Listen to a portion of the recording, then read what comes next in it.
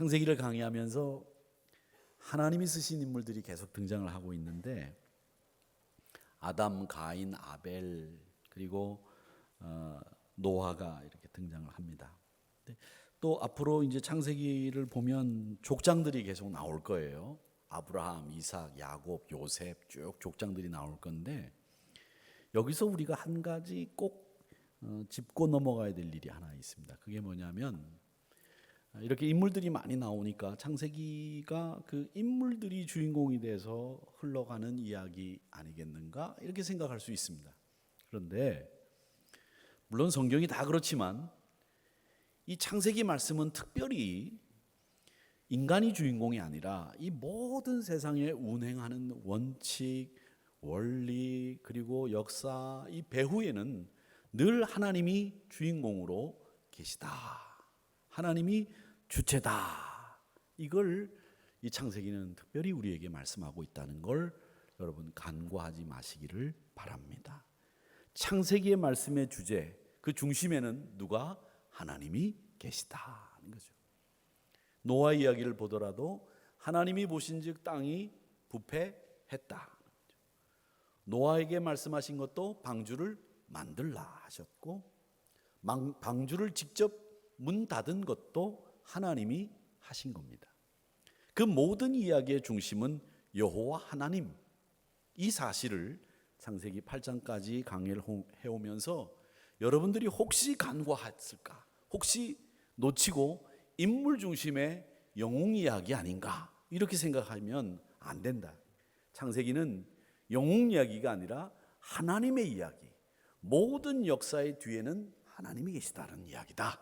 이렇게 여러분들이 꼭 전제를 하고 말씀을 듣고 읽고 나가야 된다는 거죠. 이 노아 이야기를 보면 우리는 두 가지 사실을 접하게 되는데 하나는 심판하시는 하나님, 또 하나는 구원하시는 하나님, 이 두 가지 모습을 우리가 봅니다. 심판과 구원이라고 하는 두 가지 주제가 동시에 나오는 것이죠. 심판의 원인은 뭡니까? 물론 인간의 죄악. 구원의 원인은 우리의 의로운 행동이 아니라 하나님의 자비와 사랑이죠. 이건 계속되는 성경의 이야기의 주제이고 틀입니다. 후대 이스라엘 백성들이 바벨론에게 멸망을 당해서 바벨론 포로로 끌려가서 70년의 포로 생활을 할 때 이사야 선지자가 54장에서 뭐라고 말씀하셨는고 하면 야 바벨론 포로로 끌려간 이스라엘 사람들아 너희들 지금 하나님이 너희들을 다시 건져주신다. 다시 우리의 조국 가나안으로 이스라엘로 돌아갈 수 있도록 만들어주신다. 이 약속에 위로의 말씀을 전하는 내용이 있습니다. 그 내용에도 보면 이는 내게 노아의 홍수와 같도다. 다시는 노아의 홍수로 땅 위에 범람하지 못하게 하리라 맹세한 것 같이 내가 내게 노하지 아니하며 너를 책망하지 아니하기로 맹세하였노니 이렇게 말씀하시면서 바벨론 포로로 끌려간 것도 역시 마찬가지로 노아의 홍수와 같이 하나님의 심판이었다. 진노의 결과였다는 거죠. 그런데 그 진노 이후에 하나님은 다시 돌아갈 수 있도록 다시 뭇에 도착할 수 있도록 만들어 주시겠다고 하는 구원의 하나님의 모습을 보여주고 있다는 겁니다.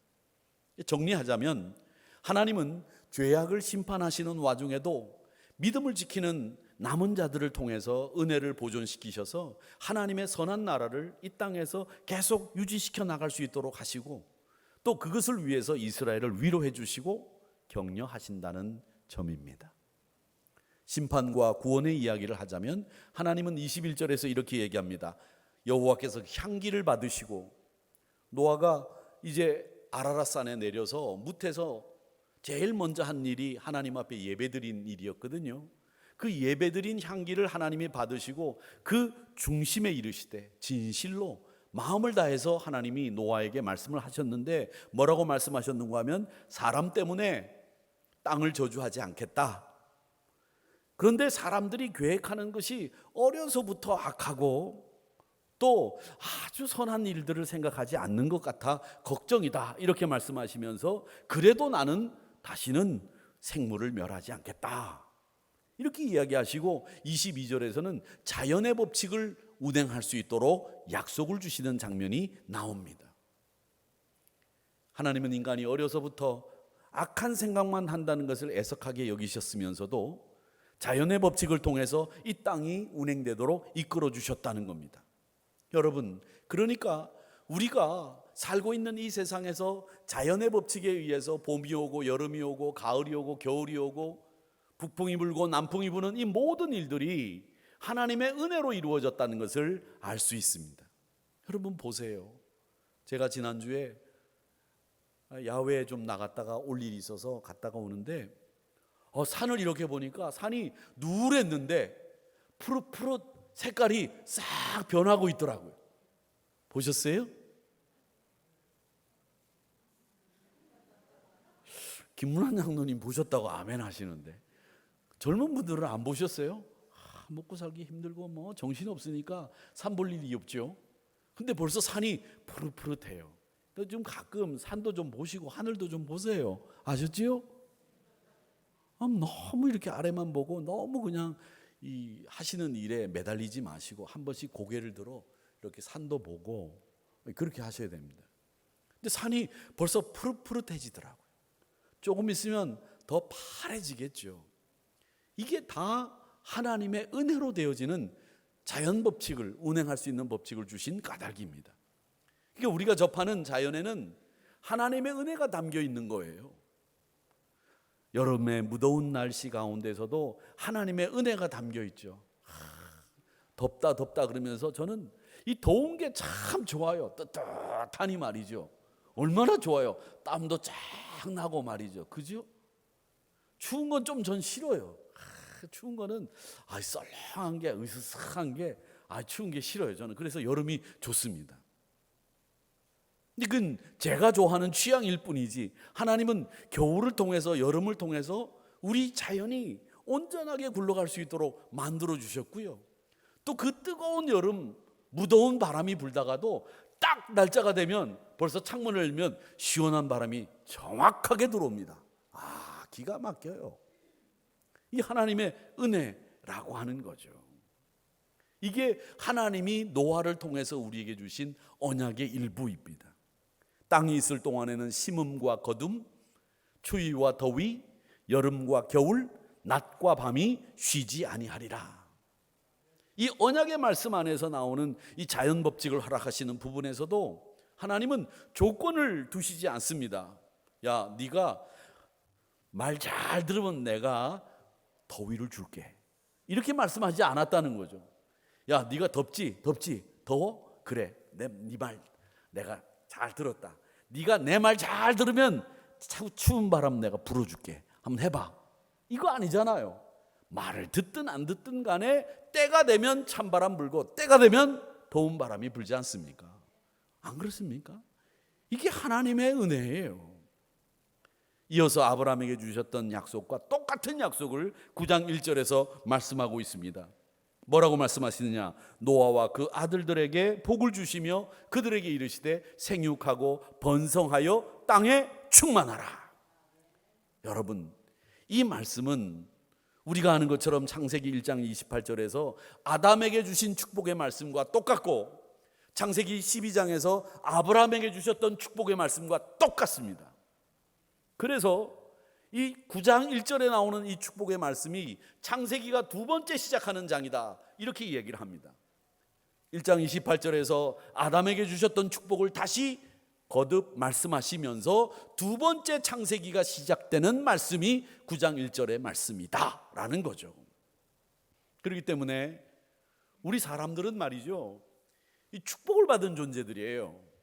사랑을 받기 위해서 태어났다고 하지 않습니까?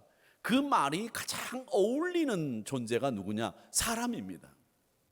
우리에게 가장 잘 어울린 단어가 있다고 하면 그게 뭐냐? 축복이고 사랑입니다. 저주, 절망, 죽음, 실망, 멸망, 이 망자는 우리하고 잘 어울리는 단어가 아닙니다. 그러니까 망우리 가지 마세요. 망자 들어가 있는데. 망원동 이런 데 가지 마세요. 좀 좋은 동네 사세요. 도곡동 이런 데, 판교 이런 데, 양재 이런 데, 독립문, 영천 얼마나 좋습니까? 아주 신비한 물이 나오는 영천, 거기서 활천 나오고 말이에요. 그렇잖아요. 망우리 사시는 분들 죄송합니다. 목사가 말도 안 되는 소리를 해야 된다고 생각하실 수 있겠습니다만은 여러분들에게 기억에 남게 하기 위해서 말씀을 드리는 거예요. 제가 조금 전에 말씀드린 건 말도 안 되는 얘기죠. 그런데 절망이나 실망이나 멸망이나 이런 거는 우리하고 어울리는 단어가 아니라는 거예요. 우리에게 어울리는 건 축복받고 사랑받고 하나님의 은혜 입는 게 우리에게 어울리는 일이란 말이죠. 왜?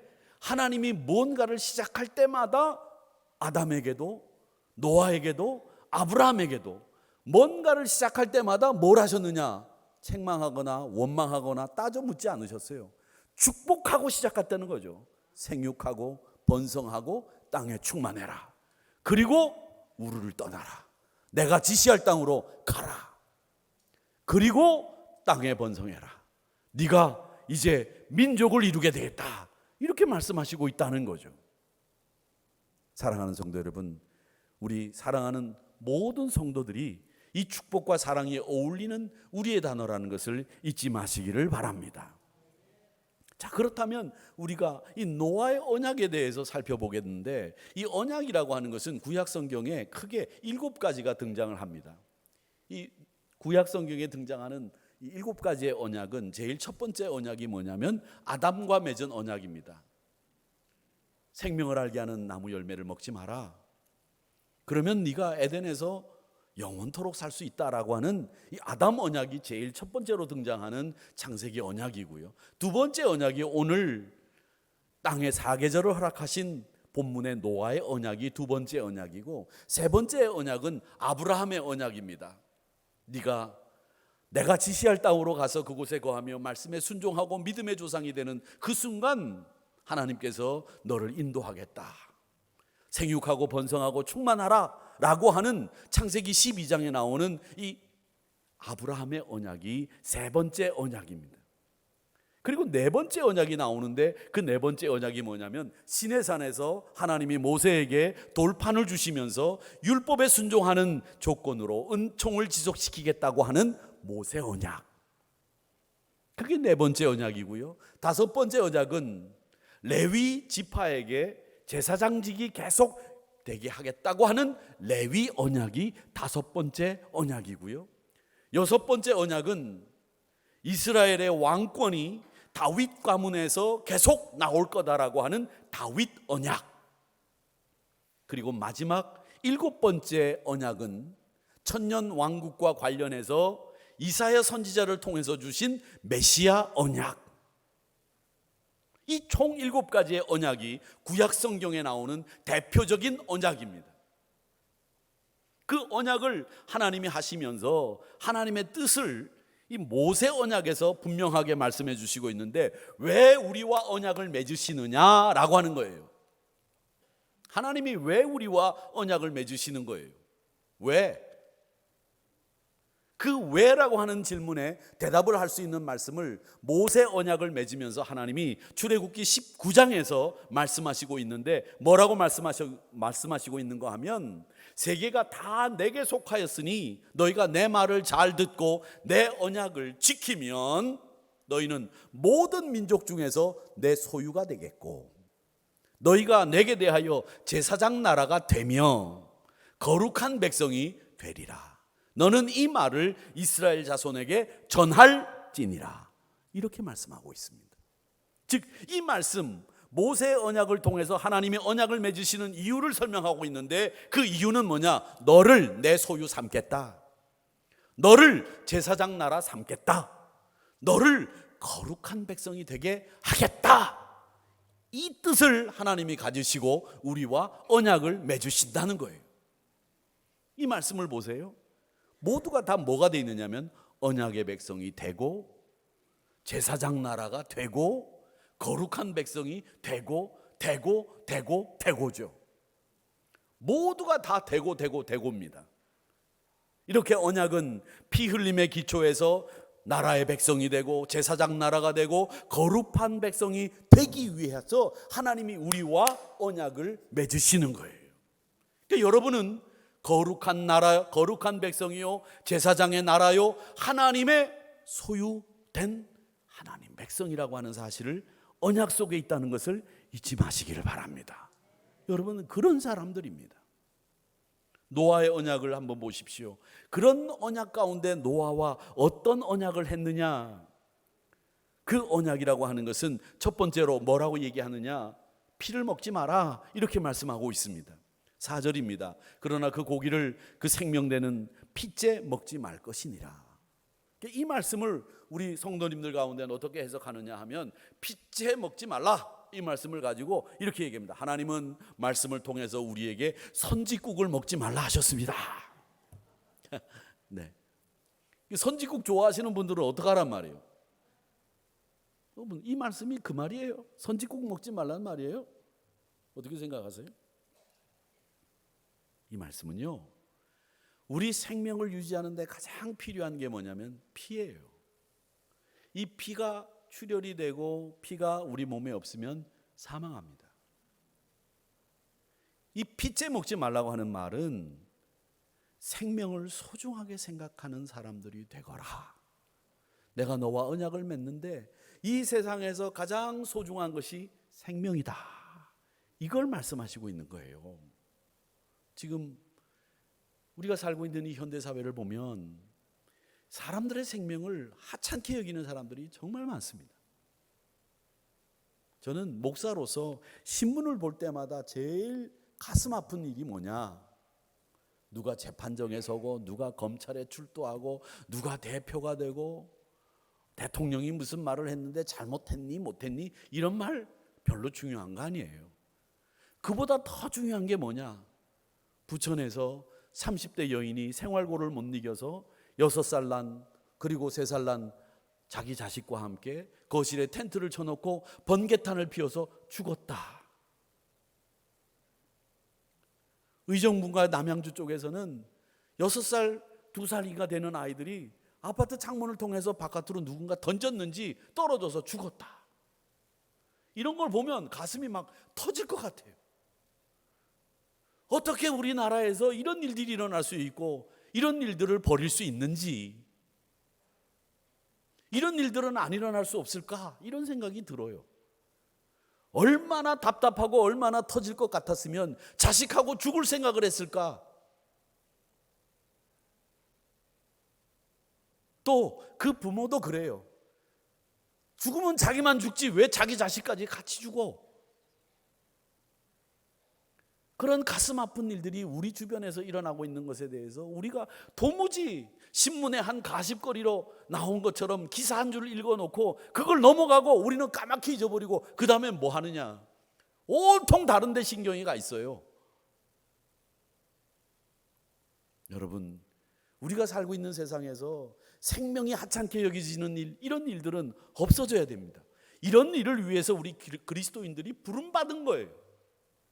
내가 생명을 위해서라면 목숨을 걸겠습니다. 하나님, 생명을 소중하게 생각하는 대한민국이 되게 해달라고 그렇게 기도하셔야 됩니다. 그리스도인들이 그걸 위해서 부름을 받은 거예요. 생명을 소중하게 만드는 일을 이 세상에 나서서 해야 되는 거죠. 두 번째 언약의 내용은 피를 흘리게 한 자는 피를 흘려야 된다는 이야기입니다. 이 이야기를 어떤 분들은 이렇게 해석을 해요. 피를 흘린 사람은 피를 흘리게 해야 된다. 이건 보응의 원리다, 이렇게 얘기합니다. 보응이라고 하는 게 뭐냐? 일종의 복수예요.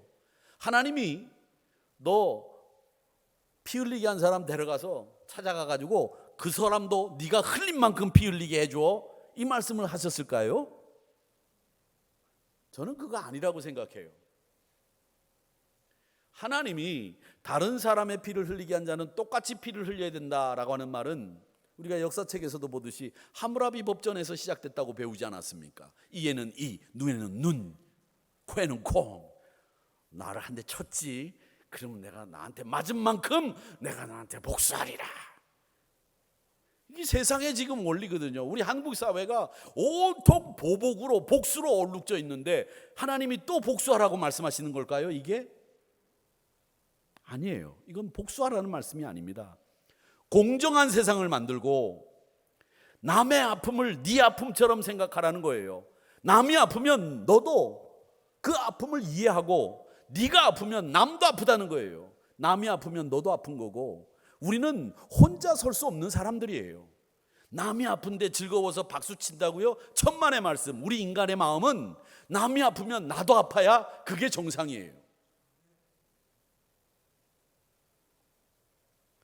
어느 것도 어느 누구도 편향되거나 왜곡되거나 심지어 무시하지 말라는 말씀이 이 말씀이에요. 보복하라는 게 아니에요. 그리고 또 누구에게나 똑같은 기회를 주라는 말씀이에요. 얘한테는 기회 주고 얘한테는 기회 주지 않고, 얘는 삐딱하게 보고 얘는 무시하고, 자기가 좋아하는 사람만 박수치고, 이런 세상 되게 하지 말라는 거예요. 네 권리가 중요하면 남의 권리도 소중하다는 얘기예요. 네가 아프면 남도 아프다는 것을 기억하라는 말씀이에요. 이게 피를 흘리게 하지 않은 피를 흘려야 된다는 보응의 원리처럼, 보복의 원리처럼 들리지만 공정한 세상을 만들려고 하는 하나님의 엄한 명령이에요. 그럴 때에 네가 생육하고 번성하고 땅에 충만하게 된다, 이 얘기죠. 우리는 그걸 잘 알아야 됩니다. 우리가 그냥 내가 뭐 잘나서 하나님 앞에 의로워서 생육하고 번성하고 땅에 충만해지는 게 아니에요. 하나님 앞에 내가 번성하고 생육해서 땅에 충만할 수 있는 이유는 뭐냐? 네가 아프면 남도 아프다는 걸 기억하는 사람이 생육하고 번성하고 땅에 충만하게 된다는 얘기예요. 생명을 소중하게 생각하는 그 사람들이 모인 공동체가 생육하고 번성하고 땅에 충만하게 된다는 얘기예요. 그걸 우리가 기억해야죠. 그냥 나만 땅에 번성하고 충만하고 나만 잘 되면 되는 세상 바라는 그리스도인들이 아니라는 거예요. 그리고 세 번째가 생육하고 번성하고 충만하고 하라는 말씀을 하셨는데, 이건 창세기 1장 28절을 다시 반복해서 하시는 말씀인데, 이 말은 뭐냐면 하나님의 형상대로 지음받은 우리가 아담에게 주셨던 명령을 다시 언약으로 맺고 있는데, 무지개를 두심으로 우리에게 물로 심판하시지 않겠다는 약속을 주신 것인데, 이 말씀들을 우리가 그대로 받는다고 한다면 이 세 가지 언약의 공통 분모가 있습니다. 세 가지 언약의 공통 분모가 있는데 그게 뭐냐면 생명이에요. 우리 인간의 생명은 누구로부터 받았습니까? 아담을 흙으로 지으신 다음에 하나님이 그 코에 생기, 루아흐, 이걸 불어넣으심으로 말미암아 우리가 생명이 됐죠. 그러니까 우리의 생명은 하나님께로부터 온 거예요. 하나님께로부터 생기를 받은 우리는 하나님의 형상대로 지음을 받은, 하나님께로부터 생명을 받은 존재예요. 그러니까 이 말씀은 뭐냐면 노아의 언약 세 가지, 피째 먹지 마라, 다른 사람 피 흘리면 너도 피 흘려야 된다, 번성하고 생육하고 충만해라, 이 말씀은 다 뭐를 얘기하느냐면 네가 하나님의 형상대로 지음을 받았으니까 하나님의 형상 지음 받은 사람답게 하나님의 형상을 드러내며 살아라, 이 말씀이에요. 그렇게 될 때 생육하고 번성하고 땅에 충만하게 된다는 얘기예요. 그냥 하나님 복 달라고 떼써서 복 받는 게 아니라는 거죠. 하나님의 형상이라는 거예요. 그 형상이라고 하는 게 뭐냐? 여러분, 하나님의 형상대로 지음받았다는 말은 우리가 하나님과 같이 똑같이 신이 됐다는 얘기입니까? 어떻게 생각하세요? 하나님의 형상대로 지음을 받았다, 그건 내가 하나님과 똑같이 신이 됐다라는 말입니까? 아니라는 건 여러분 어렴풋이 아실 거예요. 여러분, 하나님의 형상대로 지음받았다는 걸 정확히 알고 계셔야 됩니다. 이게 뭐가 하나님의 형상대로 지음받은 거냐? 우리가 하나님이 됐다는 얘기가 아니에요. 하나님과 똑같이 신이 됐다는 얘기가 아니란 말이에요. 뭐냐? 여러분, 사탄이 하와를 유혹할 때 뭐라고 유혹했습니까? 네가 이 생명나무 열매를 먹는 순간에 눈이 밝아져서 하나님과 같이 되리라, 그렇게 유혹했어요. 하나님과 같이 되리라고 하는 이것은 사탄의 가르침이고 유혹입니다. 그러니까 하나님의 형상대로 지음받았다는 말은 내가 신이 됐다는 말이냐? 아니에요. 그건 사탄의 유혹이죠. 사탄의 가르침입니다. 우리가 생각해 볼 것은 하나님의 형상대로 지음받았다고 하는 것은 우리 육신이 하나님의 형상을 닮았다는 얘기가 아닙니다. 형상 닮았다는 말은 그럼 뭐냐? 요한복음 4장 24절에 하나님은 영이시니 예배하는 자가 영과 진리로 예배할지니라 그렇게 말씀하셨어요. 이 요한복음 4장 24절에서 하시는 하나님은 영이시니라는 말을 주목하세요. 하나님은 영이십니다. 그러니까 하나님의 형상을 닮았다는 말은 우리가 뭐냐면 영적인 존재라는 말이에요. 내가 영적인 존재라. 영이 없는, 혼이 없는 짐승과도 같은 그런 존재가 아니라 우리는 영이 있는 존재라는 거예요.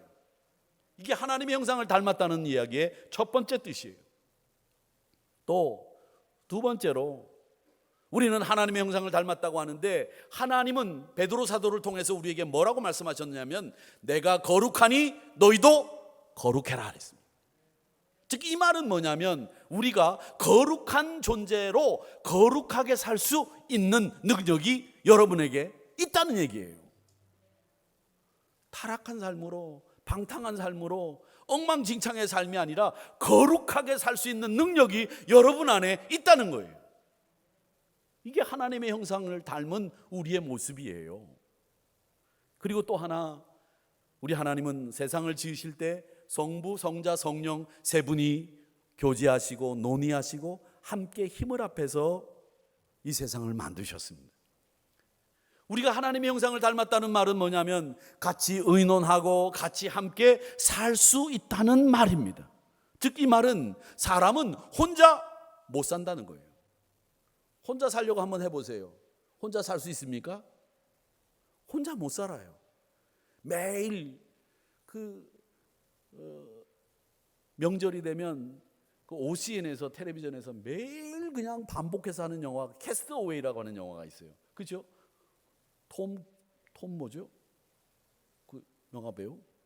그 막 달리던 영화 배우 있잖아요. 그 사람이 DHL 직원으로 이제 비행기 타고 가다가 비행기가 추락해가지고 무인도에 혼자 남아가지고 살잖아요. 그렇죠? 영화 좀 보세요 좀. 참 텔레비 보면서 뭘 보시는 거야? 그렇게 텔레비 보는 시간이 길면서 이걸 안 보셨단 말이에요? 안 되죠. 캐스트어웨이에 보면 이 친구가 무인도에 혼자 남아가지고 나중에 자기가 그 DHL 그 물건을 이렇게 배송하는 직원 아니었습니까? 근데 그 물건을 떠오른 물건을 쭉 보다가 거기 보니까 윌슨이라고 하는 상표가 붙어 있는 배구공 하나를 탁 얻죠. 근데 그거를 얻을 때 자기 손에 다쳐가지고 자기 손 때문에 그 피가 묻어요. 근데 그 피가 묻은 그 모습이 배구공 윌슨이 꼭 사람 얼굴 같이 돼 있죠. 그래서 그 배구공을 옆에다 세워놓고 자기 친구처럼 계속 윌슨하고 얘기를 하다가 나중에 그 섬에서 나오다가 그 윌슨이라고 하는 배구공을 잃어버리지 않습니까? 그러니까 그걸 찾으려고 막 자기 힘에 붙이는 수영을 해가지고 찾아가가지고 윌슨 하고 부르잖아요. 아이 참네. 그런 장면은 좀 머릿속에 기억을 하고 있어야지. 얼마나 안타깝게 불러요. 윌슨 말이죠. 혼자 살면서도 걔를 사람처럼 생각하고 대화를 나눈 거예요. 사람은 혼자 못 살아요. 누군가가 옆에 있어야 되는 거예요. 이게 왜 그러냐? 하나님이 그러셨기 때문이에요. 하나님이 성부, 성자, 성령 세 분이 합해서 논의하고 교제하시면서 일을 하시면서 우주를 만드셨던 그 교제하던 모습이 우리에게 있기 때문에 우리도 역시 혼자 못 살아요. 그래서 서로 격려해주고 서로 힘을 보태주고 서로 세워주는 일을 우리 사람들은 하는 거죠. 그러니까 여러분, 날마다 지식이 새로워지고 날마다 하나님이 우리에게 주신 통치권으로 세상을 다스릴 수 있는 이 노아 언약의 핵심은 바로 그겁니다. 하나님이 우리에게 하나님의 형상을 닮을 때에 네가 생육하고 번성하고 땅에 충만하게 될 터인데, 그렇게 되기 위해서는 그 노아의 언약 속에 담겨있는 의미들을 하나씩 잘 음미하면서 그대로 살아야 된다 얘긴데, 그게 뭐냐? 하나님의 형상은 내가 영적인 존재라는 것, 내가 하나님을 닮아 거룩하게 살 수 있다는 것, 그리고 내가 여러 사람들과 어울려서 교제하며 힘을 합할 수 있는 존재라고 하는 것, 이게 하나님의 형상을 닮은 거예요. 그러니까 하나님의 형상을 닮았다고 한다면 사람하고 소통이 원활하게 이루어져야 되고, 사람하고 협력하는 일도 잘 되는 분들이 하나님의 형상을 많이 회복한 사람이죠. 근데 우리는 하나님의 형상을 너무 많이 상실해 버렸습니다. 노아의 언약은 우리에게 말씀하시는 것이 뭐냐? 하나님의 형상을 회복하거라, 하나님의 통치를 받으면서 사는 사람이 되거라, 하나님 나라를 만들어라, 이 명령을 수행하시기 위해서 우리에게 언약을 맺으시고, 너희들은 영적인 존재다, 너희들은 거룩하게 될 수 있는 능력이 있다, 너희들은 함께 힘을 합할 수 있다, 이걸 말씀해 주시면서 우리에게 생육하고 번성하라고, 땅에 충만하라고 말씀하신 거예요.